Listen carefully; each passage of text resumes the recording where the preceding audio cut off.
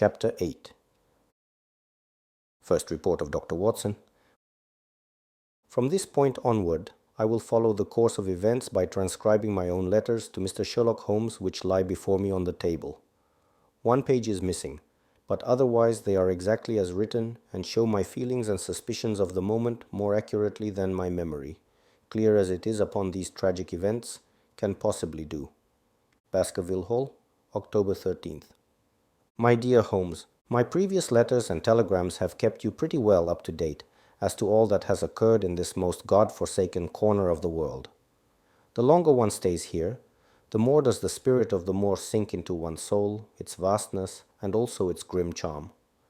When you are once out upon its bosom, you have left all traces of modern England behind you, but on the other hand, you are conscious everywhere of the homes and the work of the prehistoric people. On all sides of you as you walk are the houses of these forgotten folk, with their graves and the huge monoliths which are supposed to have marked their temples. As you look at their grey stone huts against the scarred hillsides, you leave your own age behind you, and if you were to see a skin-clad, hairy man crawl out from the low door, fitting a flint-tipped arrow onto the string of his bow, you would feel that his presence there was more natural than your own. The strange thing is that they should have lived so thickly on what must always have been most unfruitful soil. I am no antiquarian, but I could imagine that they were some unwarlike and harried race who were forced to accept that which none other would occupy. All this, however, is foreign to the mission on which you sent me, and will probably be very uninteresting to your severely practical mind. I can still remember your complete indifference as to whether the sun moved round the earth or the earth round the sun. Let me, therefore, return to the facts concerning Sir Henry Baskerville. If you have not had any report within the last few days, it is because up to today there was nothing of importance to relate. Then a very surprising circumstance occurred, which I shall tell you in due course. But first of all, I must keep you in touch with some of the other factors in the situation. One of these, concerning which I have said little, is the escaped convict upon the moor. There is strong reason now to believe that he has got right away, which is a considerable relief to the lonely householders of this district. A fortnight has passed since his flight, during which he has not been seen, and nothing has been heard of him. It is surely inconceivable that he could have held out upon the moor during all that time.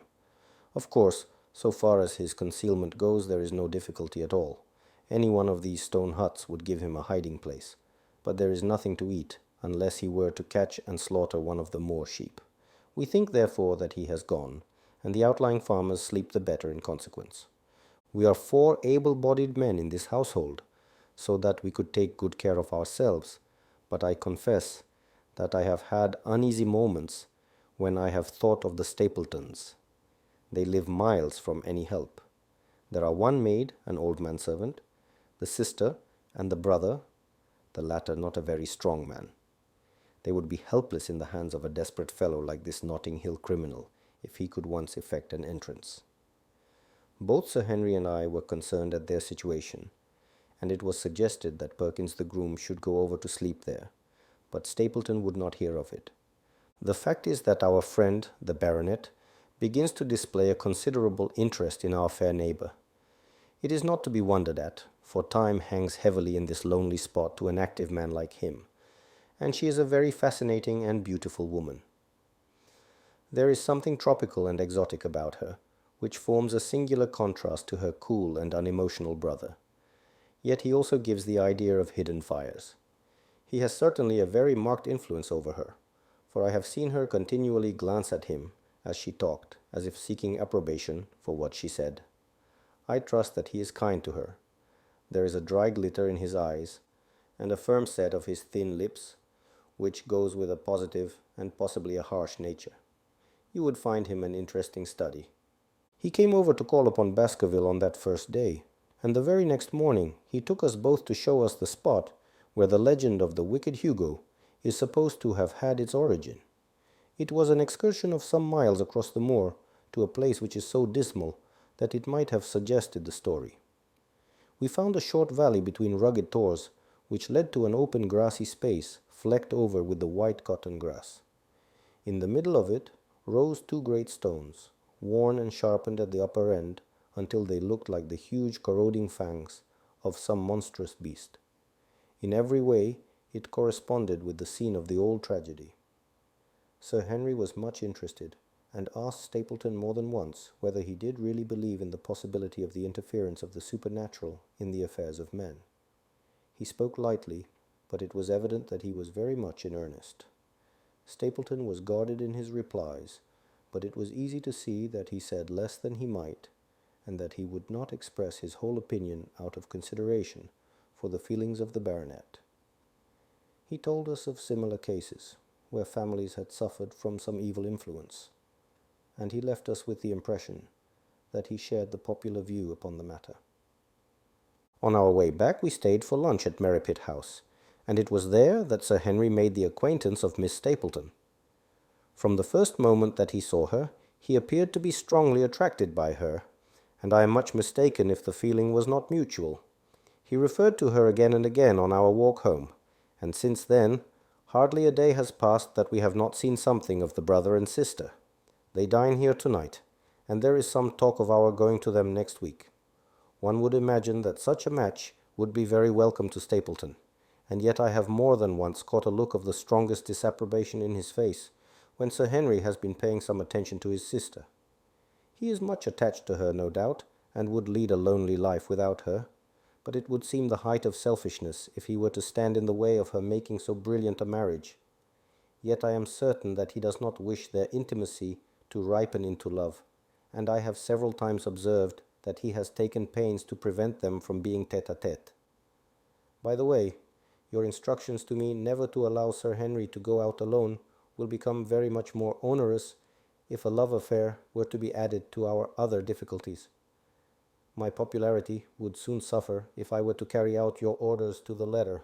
The other day, Thursday to be more exact, Dr. Mortimer lunched with us. He has been excavating a barrow at Longdown, and has got a prehistoric skull which fills him with great joy. Never was there such a single-minded enthusiast as he. The Stapletons came in afterwards, and the good doctor took us all to the yew alley, at Sir Henry's request, to show us exactly how everything occurred upon that fatal night. It is a long, dismal walk. The yew alley, between two high walls of clipped hedge, with a narrow band of grass upon either side.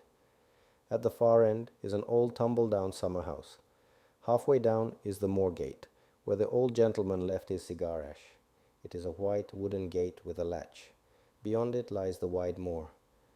I remembered your theory of the affair, and tried to picture all that had occurred. As the old man stood there, he saw something coming across the moor, something which terrified him so that he lost his wits and ran until he died of sheer horror and exhaustion. There was the long, gloomy tunnel down which he fled, and from what? A sheep-dog of the moor, or a spectral hound, black, silent, and monstrous? Was there a human agency in the matter? Did the pale, watchful Barrymore know more than he cared to say? It was all dim and vague, but always there is the dark shadow of crime behind it. One other neighbor I have met since I wrote last. This is Mr. Frankland, of Laughter Hall, who lives some 4 miles to the south of us. He is an elderly man, red-faced, white-haired, and choleric. His passion is for the British law, and he has spent a large fortune in litigation. He fights for the mere pleasure of fighting, and is equally ready to take up either side of a question, so that it is no wonder that he has found it a costly amusement.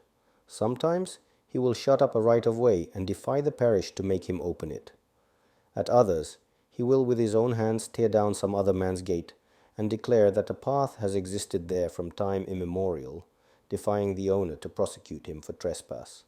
He is learned in old manorial and communal rights, and he applies his knowledge sometimes in favour of the villagers of Fernworthy, and sometimes against them, so that he is periodically either carried in triumph down the village street, or else burned in effigy, according to his latest exploit. He is said to have about 7 lawsuits upon his hands at present, which will probably swallow up the remainder of his fortune and so draw his sting, and leave him harmless for the future. Apart from the law, he seems a kindly, good-natured person, and I only mention him because you were particular that I should send some description of the people who surround us. He is curiously employed at present, for being an amateur astronomer, he has an excellent telescope, with which he lies upon the roof of his own house, and sweeps the moor all day in the hope of catching a glimpse of the escaped convict. If he would confine his energies to this, all would be well. But there are rumors that he intends to prosecute Dr. Mortimer for opening a grave without the consent of the next of kin, because he dug up the Neolithic skull in the barrow on Longdown.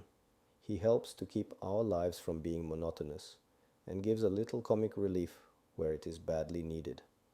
And now, having brought you up to date in the escaped convict, the Stapletons, Dr. Mortimer, and Frankland of Laughter Hall, let me end on that which is most important, and tell you more about the Barrymores, and especially about the surprising development of last night. First of all, about the test telegram, which you sent from London in order to make sure that Barrymore was really here. I have already explained that the testimony of the postmaster shows that the test was worthless and that we have no proof one way or the other. I told Sir Henry how the matter stood, and he at once, in his downright fashion, had Barrymore up and asked him whether he had received the telegram himself. Barrymore said that he had. "Did the boy deliver it into your own hands?" asked Sir Henry. Barrymore looked surprised and considered for a little time. "No," said he. "I was in the box room at the time, and my wife brought it up to me." "Did you answer it yourself?" "No, I told my wife what to answer, and she went down to write it." In the evening he recurred to the subject of his own accord. "I could not quite understand the object of your questions this morning, Sir Henry," said he. "I trust that they do not mean that I have done anything to forfeit your confidence." Sir Henry had to assure him that it was not so, and pacify him by giving him a considerable part of his old wardrobe, the London outfit having now all arrived. "Mrs. Barrymore is of interest to me. She is a heavy, solid person, very limited, intensely respectable, and inclined to be puritanical. You could hardly conceive a less emotional subject. Yet I have told you how, on the first night here, I heard her sobbing bitterly, and since then I have more than once observed traces of tears upon her face. Some deep sorrow gnaws ever at her heart. Sometimes I wonder if she has a guilty memory which haunts her, and sometimes I suspect Barrymore of being a domestic tyrant. I have always felt that there was something singular and questionable in this man's character, but the adventure of last night brings all my suspicions to a head. And yet it may seem a small matter in itself. You are aware that I am not a very sound sleeper, and since I have been on guard in this house, my slumbers have been lighter than ever. Last night, about 2 in the morning, I was aroused by a stealthy step passing my room. I rose, opened my door, and peeped out. A long black shadow was trailing down the corridor. It was thrown by a man who walked softly down the passage with a candle held in his hand. He was in shirt and trousers, with no covering to his feet. I could merely see the outline, but his height told me that it was Barrymore. He walked very slowly and circumspectly, and there was something indescribably guilty and furtive in his whole appearance.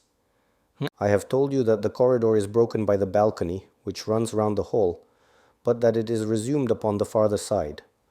I waited until he had passed out of sight, and then I followed him. When I came round the balcony, he had reached the end of the farther corridor, and I could see from the glimmer of light through an open door that he had entered one of the rooms. Now, all these rooms are unfurnished and unoccupied, so that his expedition became more mysterious than ever. The light shone steadily, as if he were standing motionless. I crept down the passage as noiselessly as I could, and peeped round the corner of the door.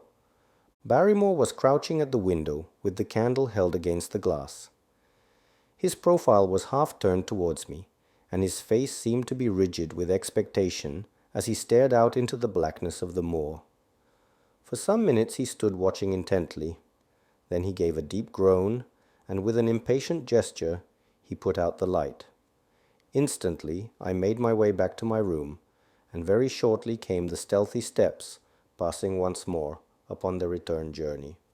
Long afterwards, when I had fallen into a light sleep, I heard a key turn, somewhere in a lock, but I could not tell whence the sound came. What it all means I cannot guess, but there is some secret business going on in this house of gloom which sooner or later we shall get to the bottom of. I do not trouble you with my theories, for you asked me to furnish you only with facts. I have had a long talk with Sir Henry this morning, and we have made a plan of campaign founded upon my observations of last night. I will not speak about it just now, but it should make my next report interesting reading.